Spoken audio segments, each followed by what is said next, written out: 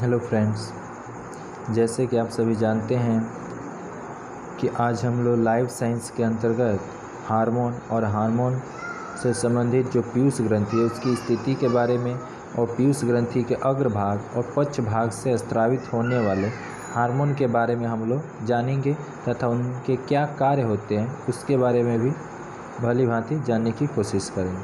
तो सबसे पहले पीयूष ग्रंथि के चलिए स्थिति के बारे में जान लेते हैं कि यह डायनसेफ्लॉन के हाइपोथैलेमस से लगी रहती है। कौन? पीयूष ग्रंथि। इसे अंतरास्रावी ग्रंथि का मास्टर ग्रंथि भी कहा जाता है, यानी जो अंतरास्रावी जो ग्रंथि है उसका मास्टर पीयूष ग्रंथि को ही कहा जाता है।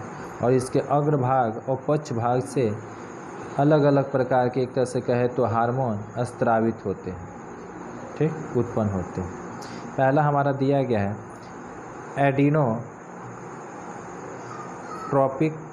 एडिनोकार्टिकोट्रोपिक हार्मोन। इसका कार्य यही बतलाया गया कि यह हार्मोन एड्रिनल ग्रंथि की कॉर्टेक्स वाले भाग को उत्तेजित करके उससे स्राव का नियंत्रण करता है, यानी उसके स्राव का नियंत्रण करता है। और इससे उत्पन्न कौन रोग है?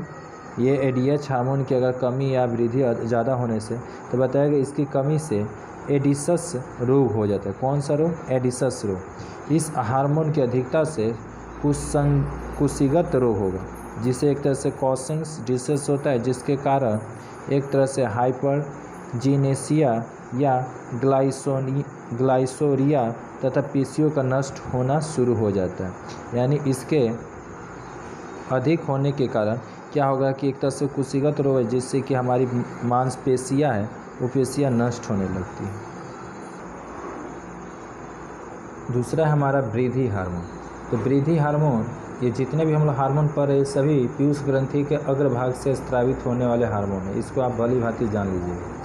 तो वृद्धि हार्मोन, जिसको हम लोग एक तरह से ग्रोथ हार्मोन भी कहा जाता है या सोमैटोट्रोपिक हार्मोन, इसका शॉर्ट में GH या STH कहा जाता है। तो यह हार्मोन का कार्य बताया गया। यह हार्मोन मुख्य रूप से शरीर की वृद्धि में सहायक है। शरीर की जो वृद्धि में सहायक हार्मोन है वह हमारा ग्रोथ हार्मोन है। यह शरीर की सभी कोशिकाओं में जो DNA और RNA एवं प्रोटीन संश्लेषण, हड्डियों और पेशियों की वृद्धि में सहायक होता है, ठीक। यानी कोशिकाओं में जो DNA, RNA और जो प्रोटीन संश्लेषण होती है वो पेशियों की सहायक में कौन सहायक है? हमारा ये हमारा GH हार्मोन यानी STH हार्मोन। अगर ये GH हार्मोन या STH हार्मोन अगर किसी व्यक्ति में अगर कमी होता है तो व्यक्ति एक तरह से कहे तो बौनापन हो जाएगा।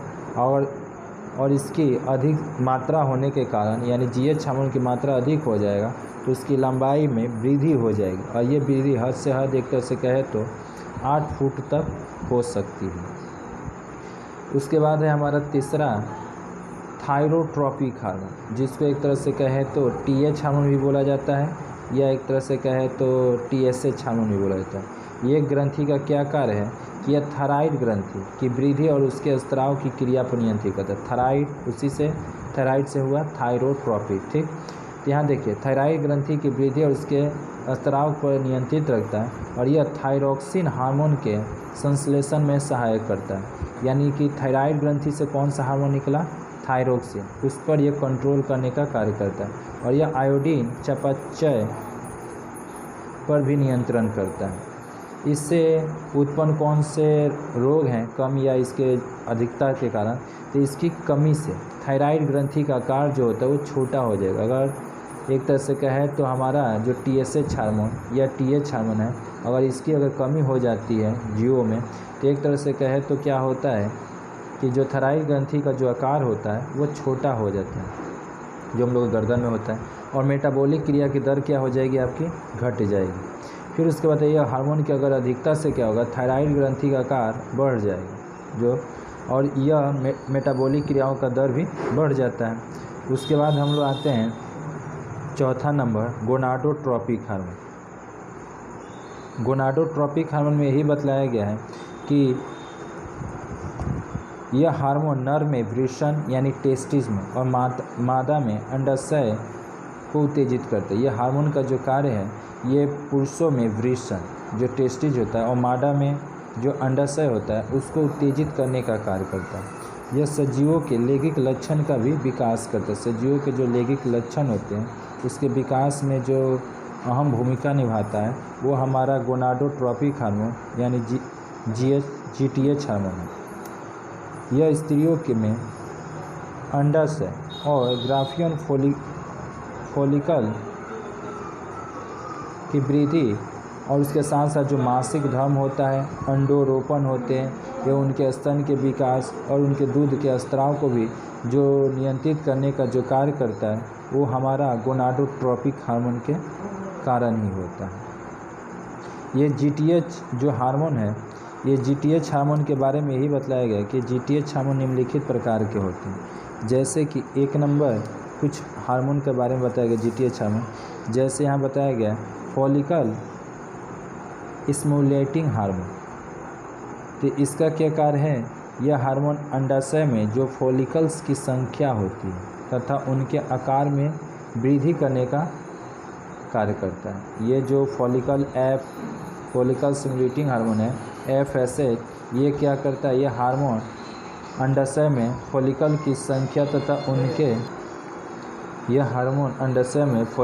संख्या तथा उनके आकार में वृद्धि करता है।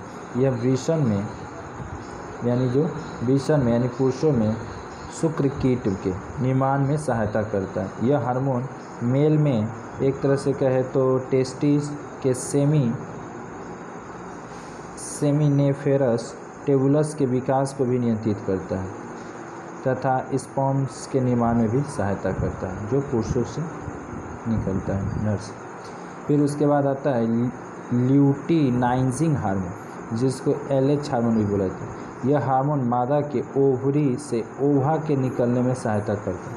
यानी यह हार्मोन मादा में ओवरी से ओवा के निकलने में सहायता करता है। यह कार्पस लूटियम के निर्माण तथा परिपक्वता तथा दृढ़ता प्रदान करने में सहायक होता है। नर में एक तरह से कहे तो टेस्टिस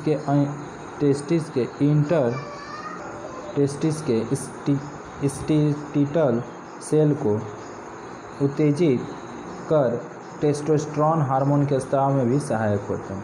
अब यहाँ बताया गया क्या उत्पन्न रोग है, तो LH हार्मोन की कमी के कारण जो सेकेंडरी सेक्सुअल कैरेक्टर होता है, सेकेंडरी सेक्सुअल कैरेक्टर का विकास नहीं हो पाता है, ठीक, तथा औरतों में एक तरह से बांध्य नामक दोष उत्पन्न हो जाता है। अगर किसी व्यक्ति में एक तरह से कहे तो LH हार्मोन की अगर कमी होता है तो एक तरह से औरतों में यह बतलाया गया है कि वो क्या होगा कि उसमें विकास, उनका सेकेंडरी सेक्सुअल कैरेक्टर का विकास नहीं हो पाता है और एक तरह से कहे तो वो औरतें एक तरह से बांध्यपन का शिकार हो जाती है। LH हार्मोन की अधिकता से अगर बाई चांस किसी पुरुष में LH हार्मोन की अधिकता से क्या होता है कि LH हार्मोन की अधिकता से पुरुष तथा औरतों में सेक्स कैरेक्टर का विकास जो होता है वो समय से एक तरह से कहे तो पहले हो जाता है। यानी वो जो व्यक्ति होगा पहले ही परिपक्व हो जाएगा सेक्स कैरेक्टर के मामले में। उसके बाद ल्यूटियोट्रोपिक हार्मोन, इसका कार्य यही बताया कि यह हार्मोन स्तन ग्रंथियों के विकास में सहायता करता है, यानी कि स्तन के ग्रंथियों के विकास में सहायता करता है। औरतों में दूध को स्रावित करने का तथा गुप्तांगों पर जो रोम उत्पन्न करने का भी कार्य ये हमारा एक तरह से कहे तो LTH हार्मोन के कारण ही होता है। इससे उत्पन्न कौन से रोग हैं, तो यहाँ बताया गया LTH हार्मोन की कमी से जो सेकेंडरी सेक्सुअल कैरेक्टर का विकास शीघ्र नहीं हो पाता। अगर ये जो LTH हार्मोन है अगर इसकी कमी हो गई तो किसी भी व्यक्ति में जो सेकेंडरी सेक्सुअल कैरेक्टर है उसका विकास नहीं हो पाएगा। और पुरुषों में इसकी कमी से क्या होगा, अगर बाई चांस पुरुष में इस हार्मोन की कमी पाई गई तो उनमें मूछ दाढ़ी नहीं उगेगी।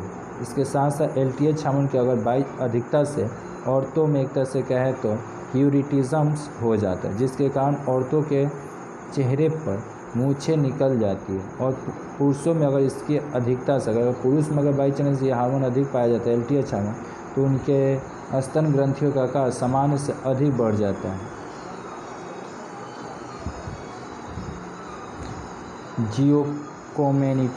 जियोकोमेस्टिया कहते हैं जिसे। उसके बाद हम लोग आते हैं यहाँ पर पीयूष ग्रंथि के पक्ष भाग से कुछ हार्मोन निकलते हैं। ये अभी तक हम लोग अग्रभाग में बारे में पढ़ रहे थे। तो यहाँ पर पीयूष ग्रंथि के पक्ष भाग से निकलने वाले जो हार्मोन है एनिटाडियूरेटिक हार्मोन ऑक्सिनटोक्सिन या ऑक्सिनटोक्सिन, तो इसका कार्य बताया गया है कि इसका प्रमुख कार्य वृक्क नलिकाओं के दूरस्थ कुंडलित एवं संग्रह नलिकाओं से जल के रक्त में पुनरावशोषण को बढ़ाना है, और यह मूत्र में जल की मात्रा को कम करता है, और यह हार्मोन श्वेत ग्रंथियों के स्राव को भी कम करता है। धन्यवाद।